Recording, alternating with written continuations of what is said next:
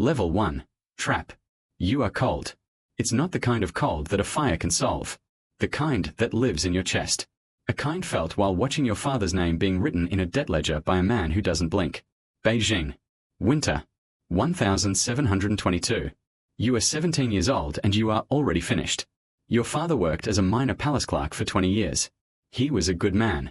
He was a foolish man. He borrowed 300 tael of silver from a eunuch manager in the Imperial household department, one named Stuart Howe, to cover a bribe to prevent his family from being exiled to the northern border. The plan made sense at the time.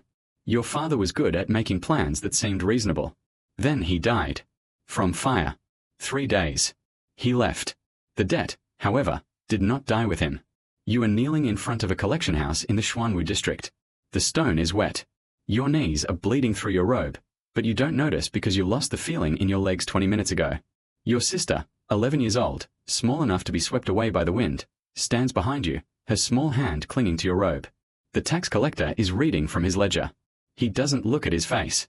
300 tael. Plus interest. Plus late payment administrative fee. Turning a page. We'll take the girl. Your sister's fingers cling more tightly to your robe. You hear your own heartbeat in your ears. It's beating loudly. Foolishly. As if he hasn't received the message yet. Then a voice from the crack of the door. Silent. Almost polite. There is a third option. The man stepping forward is thin. Ageless. Someone wearing flawless grey silk. He moves like water flows, finding his way effortlessly. You'll learn his name later. Hao Liang. Lower-level manager. Household department. In the inner palace. He looks at you with the eyes of a merchant gazing at an uncut jade stone. Not just desire. For the bill. Come with me tonight, he says. The debt is cleared. Your sister stays at home. And you serve in the palace. What does it mean to serve? He doesn't explain. You don't ask either. You turn around and look at your sister once. The face.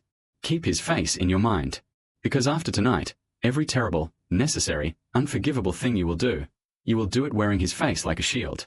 You stand up. Your knees are cracking. Your lungs are burning from the cold. You are following Hao Liang into the Forbidden City through the East Gate. And the door closes behind you.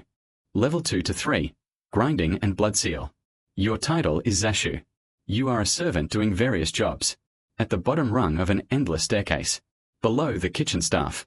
Below the stable cleaners. Some historians will later claim that there was no rank beneath Zashu. Those historians never experienced it. Your world is in the service corridors. Narrow. Stone. It stretches behind the grand ceremonial halls, like the hidden veins of a body whose blood it does not want to see flowing. You are never in the rooms. You are always behind the rooms. You carry what the rooms produce. The waste, the shards, the excess, the evidence. It's 4 in the morning. Chamber pots. The stones in the inner courtyard are like ice, resembling black glass. Your breath comes out as a cloud. The pain in your fingers stops after the first hour because the feeling stops too. The smell of those corridors never completely leaves you. Cold stone. Incense ash. So many layers of polished wood that its smell is geological, ancient. And beneath all of this, always, that faint metallic trace that shouldn't be there but always is. Fear has a smell.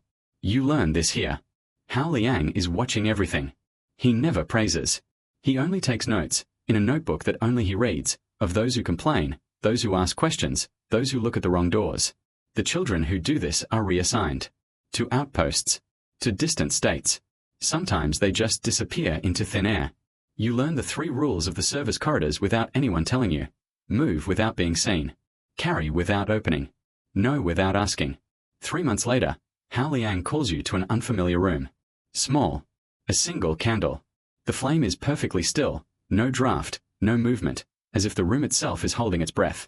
2 more children are kneeling, one named Liu, the other everyone calls Sparrow. Hao places 3 things on the table. A brush. A document. A knife. It doesn't fit. This document states, within these walls, you have no family name. Before this room, you have no past. Everything you witnessed in the service of the inner palace dies with you, in this life and the next. He stops. You will sign with a brush. Then you will seal it with blood. 1 more stance. Colder. Anyone who gets up without signing loses their tongue before reaching the door. The candle doesn't flicker. You take the brush. You sign your name, which will no longer be yours. Then you take the knife. A small mouth. Almost delicate. You press and pull with the tip of your thumb, a single, clean motion, and the pain is so small that, considering how permanent this moment is, it feels like an insult. You press your thumb onto the paper. In the candlelight, it spreads outward like something red and vibrant. How is looking? Then to you. Good, he says. One word. Then he wraps the document and disappears into his robe, and the room starts breathing again. You stand up. The sparrow is quietly crying on your left. Not because of the cut. Because he understands. You understand too. You just choose not to cry. This choice is also a door. You won't understand which side you stand on for years. Level 4 to 5. Ascent and cost. 2 years pass. Your hands are healing. Your eyes are sharpening. In a place entirely based on knowledge, you develop that specific skill that makes you valuable, invisible to the powerful, yet visible to no one else. Hao Liang stops giving you a potty. He is giving envelopes. Sealed. Anonymous. At certain times, it is moved from specific corridors to specific hands. You don't know what's inside. That's the issue. Carriers who know what they are carrying become participants. The participants have leverage. Leverage is dangerous. You are a vessel. The vessels are not getting poisoned. Not yet. You are learning the real economy of the palace, and it has nothing to do with silver. Knowledge is money. Access is the interest rate. And the Imperial Household Department, through Hao Liang, via his zashu, scribes, and lower-level eunuchs, is the most powerful bank in China. Not because it holds money. Because he kept the events before the money moved. Which minister embezzled money from grain shipments? Which general's loyalty has a price? Which concubine received letters from her family in the Jurchen lands containing things beyond family news? You carry all of these. And you remember them all.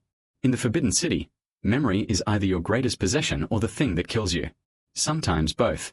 Then comes that night, which permanently shatters the foundation of your moral life. You are 19 years old. Hao sends you to a scholar named Wei, the senior scribe of the Imperial Archives, with a sealed document and tells you not to expect a reply. You are waiting outside the study door. You hear sounds. Then silence. Then a sound, short, distinct, final, that his brain initially misinterpreted because it was too loud to accept the correct interpretation. The door opens. 2 men step out. They move with the unique calmness of people who are not surprised by themselves. One of them wipes his hands with a dark cloth. He looks at you for exactly 1 second. Neither a threat nor guilt, nothing. You are furniture. The document on the table, he says. Now it will go to a different buyer. You walk in. Scholar Wei is bent over his desk. The inkstone is cracked from being struck. Next to your hand, a cup of jasmine tea, still steaming, with that special cruelty of things that do not yet know they should stop. You stand there. You count to 4. Counting is the only thing that prevents the room from spinning. You take the document. You fold it. You press against your chest, your heartbeat, and you leave. You report to Hao Liang. He is reading the document. He nods his head once. This nod is your promotion. And here's the thing no one ever tells you, the part the stories always skip. You don't feel like a monster. That's the worst part. You feel efficient. Like someone who understands a situation and responds appropriately. It's not a monstrous feeling. Over time, something you slowly transform into, a change the mirror can never catch up with. Level 6 to 7. Untouchable but not free. Hao Liang dies in the spring of his 22nd year. They call it a sudden illness. The kind of illness that comes the same week you become unbearable. The kind that ends with a funeral without a doctor's report and very quickly. You are taking his place. Not with a title. Titles are visible. Visible things can be cancelled. You take its place just as water takes the shape of a container. Completely, silently, without announcement. Now you are the net. Your operation consists of 3 layers. The outer layer is legitimate. You oversee administrative records for the Imperial Household Agency. Boring job. Invisible work. The kind that visiting ministers in palace functions would overlook. Middle-tier information brokering. You have 11 carriers. You raise them all yourself, each only knows their own corridor. None of them know each other. If one gets caught, the network continues. You learned the foundation of this architecture from Hao. You developed it. The inner layer is what truly makes you dangerous. You have access to the Imperial Diary scribes, the men who record the Emperor's daily schedule, meetings, and moods. You can predict palace decisions before they are made by cross-referencing the movements of certain officials and specific silver transfers. You sell this prediction, never in words, always by implication, to 3 separate factions, each believing they are your sole customer. In the Forbidden City, power actually works like this. Not with armies. Not with titles. With the management of what you think people know. You are now sleeping in a heated room. Sandalwood incense. On a real bed, real silk. You eat flavorful foods, spicy lamb, Fujian oranges in winter, tea in every cup more expensive than all your childhood. You still wear grey, always grey, because the moment you dress above your rank, you become a target. But here it is, the cage they built you so slowly that you never notice the bars. You can't leave Beijing. Never. Your sister's safety, the only thing you really protect, seems to depend on your ongoing usefulness. You are not being threatened. You are never threatened. Threats are for people whose compliance is uncertain. Your harmony is architecturally guaranteed. You are 31 years old when the Yongzheng Emperor calls you directly. No messenger. Directly. The power is smaller than it should be allowed to be seen. Sharp eyes. Calloused hands. The hands of a man who reads the documents himself, not letting anyone else read them. The most dangerous kind of ruler, one who understands logistics. He looks at you the way you look at your own carrier network. With a detached, impersonal appreciation. You know things that could bring down dynasties, he says. Not a compliment. A line has been drawn. Yes, Your Excellency. Then you understand the conditions of your ongoing existence. Yes, Your Excellency. He turns back to his desk.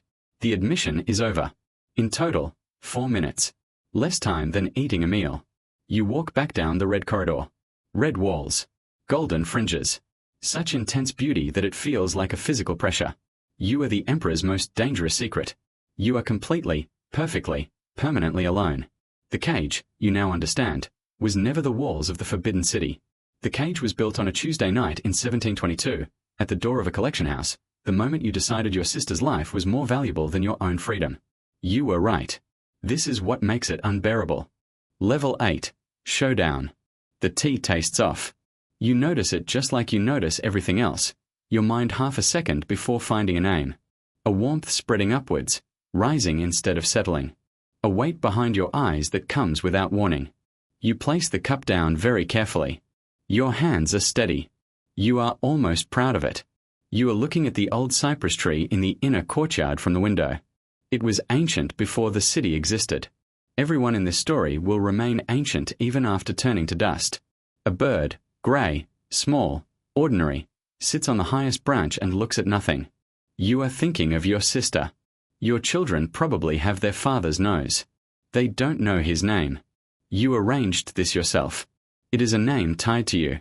The love you felt for them expressed itself as a permanent distance, and with that, you only made peace with the one way available, deciding that peace was a luxury and moving on. You think of Scholar Wei's jasmine tea. Still steaming. You think of the document you signed on the 19th, the red thumbprint, the completely solid wax, and now you realize you didn't understand it back then. The document wasn't a contract. The contract had been signed earlier.